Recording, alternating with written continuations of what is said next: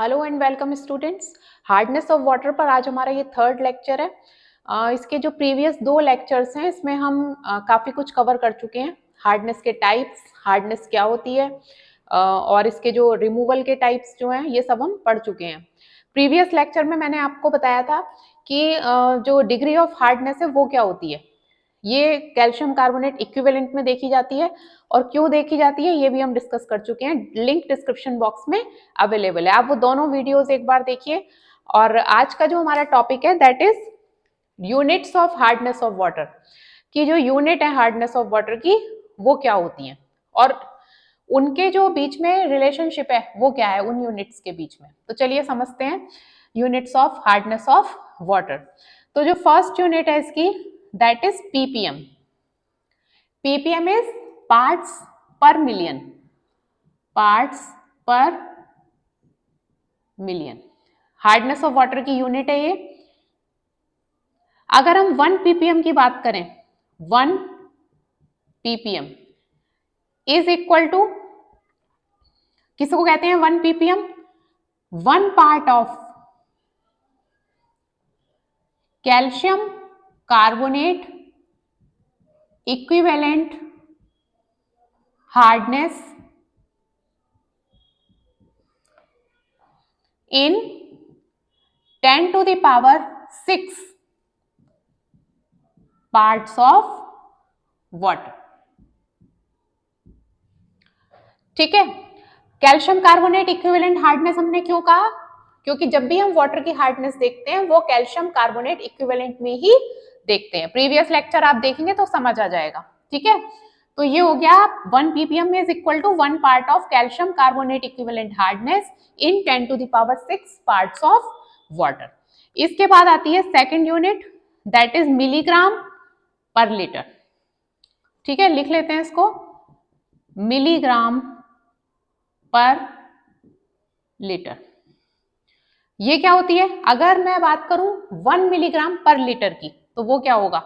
1 milligram per litre is equal to 1 part of CaCO3 equivalent hardness, equivalent hardness in 10 to the power 6 parts of water। ठीक है, इतने parts of water में कितने part, एक part अगर calcium carbonate equivalent hardness का है तो उसको हम कहेंगे 1 मिलीग्राम पर लीटर यूनिट में देखेंगे। ठीक है, तो इस अकॉर्डिंग तो 1 ppm is equal to 1 mg per litre. Inter relationship की अगर हम बात करें तो ये भी 10 to the power 6 of parts of water में है और ये भी 10 to the power 6 parts of water में है। इसके बाद आती है हमारी third unit that is degree French,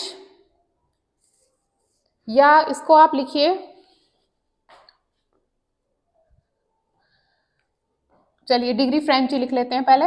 degree French, degree French, degree French. अगर हम बात करें 1 डिग्री फ्रेंच की, 1 डिग्री फ्रेंच की, तो ये क्या होता है? 1 part of CaCO3 equivalent hardness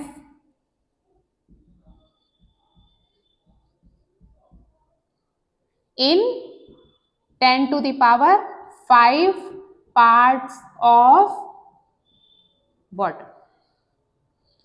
ठीक है, 1 फ्रेंच, 1 जो डिग्री फ्रेंच है ये हो गया 10 to the power 5 parts of water. इसके बाद फोर्थ यूनिट हमारी आती है डिग्री क्लार्क। ऊपर लिख देती हूं यहां पर,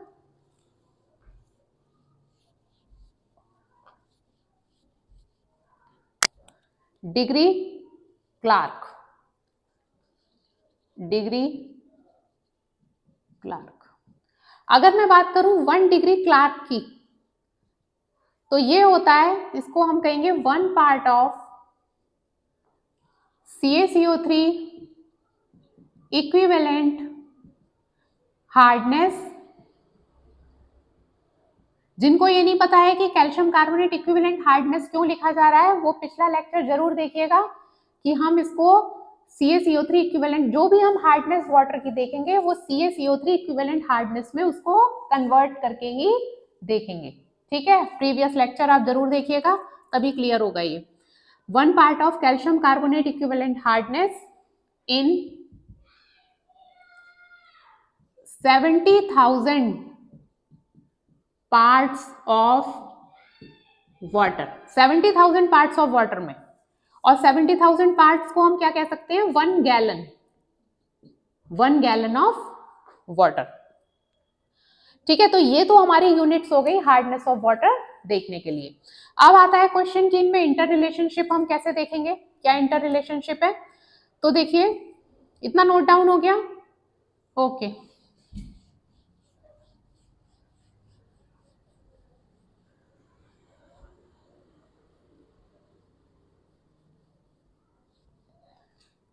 इंटर रिलेशनशिप,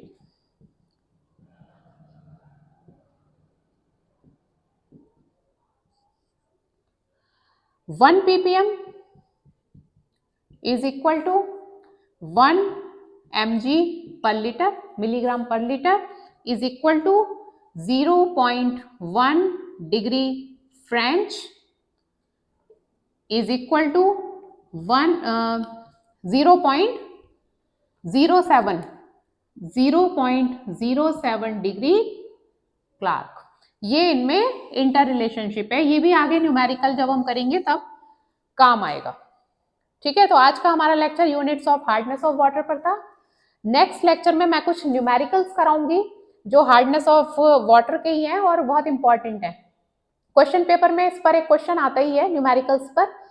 तो नेक्स्ट लेक्चर में मिलते हैं, थैंक यू।